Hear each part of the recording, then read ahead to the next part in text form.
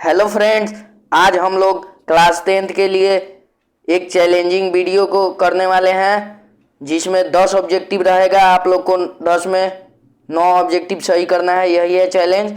और जो भी यहाँ पे ऑब्जेक्टिव हो रहा है 10 में से, उसमें से कुछ ऑब्जेक्टिव फाइनल बोर्ड एग्जाम में पूछने की संभावना है, इसलिए वीडियो में बने रहें और ध्यान से एक एक ऑब्जेक्टिव को देखते रहें। चलिए वीडियो में आगे बढ़ते हैं।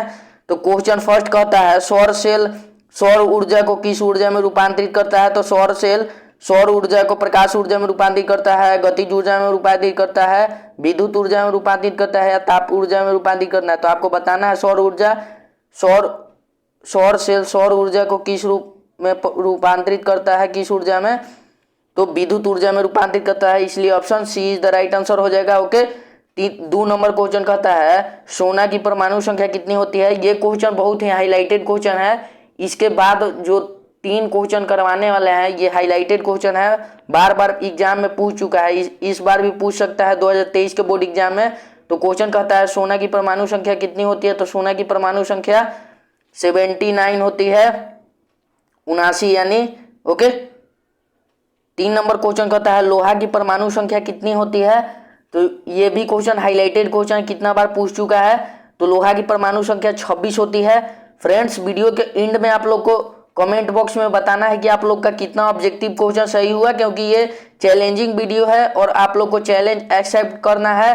तो इस वीडियो को कंप्लीट देखें और अगर जितना ऑब्जेक्टिव सही हो कमेंट बॉक्स में आंसर दें। तो गंधक पूछ रहा है गंधक की परमाणु संख्या कितनी होती है। तो गंधक कितने आदमी नाम सुनकर चौंक गए होंगे। गंधक बता दें आपको तो गंधक सल्फर को ही कहा जाता है, सल्फर।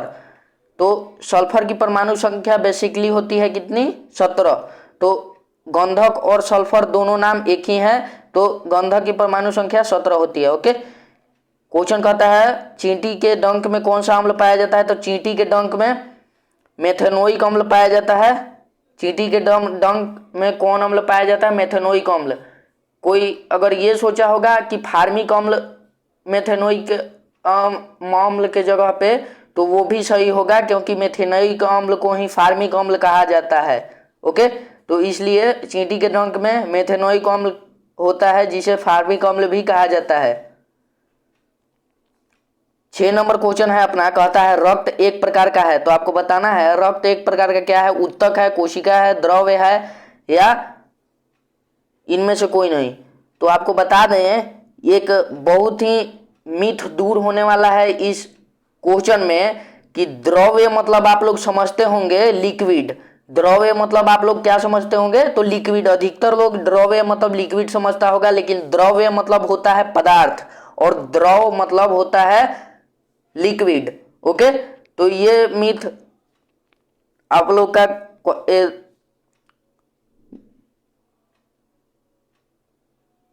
ओके। तो रक्त एक प्रकार का है, तो रक्त एक प्रकार का उत्तक है। ओके, आशा करता हूं आप लोग समझ गए होंगे कि द्रव को लिक्विड कहा जाता है और द्रव्य को पदार्थ कहा जाता है। ओके, 7 नंबर का क्वेश्चन कहता है रक्त का पीएच मान कितना होता है। तो आपको बताना है कि रक्त का पीएच मान कितना होता है। तो रक्त का पीएच मान 7.4 होता है। ओके, इसलिए option A is the right answer हो जाएगा। 8 नंबर क्वेश्चन कहता है शुद्ध जल का पीएच मान कितना होता है। तो शुद्ध जल का पीएच मान अपना 7.0 होता है। अगर ऑप्शन में ये रहे कि शुद्ध जल एक प्रकार का है, उदासीन विलयन ऑप्शन में रहे उदासीन विलयन ऐसे करके रहे, तो उसमें जो उदासीन विलयन जिसमें ऑप्शन होगा उसी पे टिक करेंगे, क्योंकि शुद्ध जल एक उदासीन विलयन है जिसका पीएच मान 7.0 होता है। आशा करता हूं आप लोग समझ गए होंगे। 9 नंबर क्वेश्चन कहता है अम्ल वर्षा का पीएच मान कितना होता है। ये क्वेश्चन बहुत ही इंपॉर्टेंट क्वेश्चन है। तो कहता है कि अम्ल वर्षा का पीएच मान कितना होता है। तो आप लोग को बताना है, तो आप लोग को यहाँ पे बताना है कि अम्ल वर्षा का पीएच मान कितना होता है।